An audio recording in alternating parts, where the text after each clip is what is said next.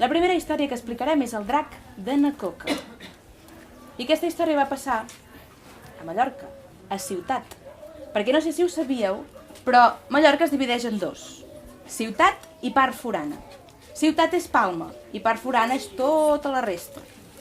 Doncs a Ciutat hi havia una noia, una nina, com hi diuen a Mallorca, que era dolça, dolça, dolça com una coca de pinyons.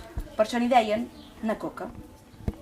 Na Coca, a l'estiu, estava a casa seva acalorada de la calor que hi feia, que no podia sortir al carrer i només feia que esperar que es fes de nit per poder sortir.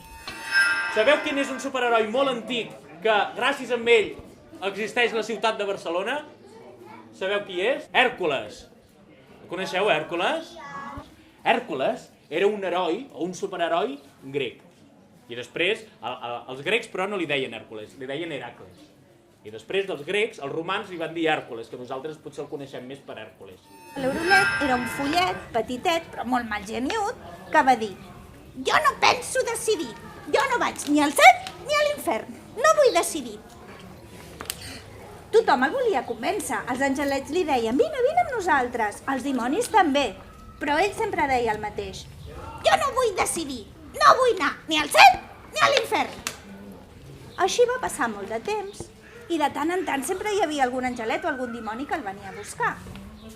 Una vegada van venir dos angelets petits que li van dir: Arolet, que no veus que si no vens amb nosaltres al cel potser t'agafaran els dimonis i et portaran a l'infern, que és molt pitjor?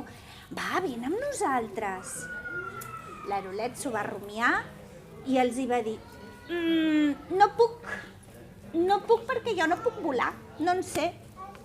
I els angelets li va dir que això no era cap problema, que l'agafarien un de cada maneta i se l'emportarien volant, que no es preocupés, que no el deixarien anar.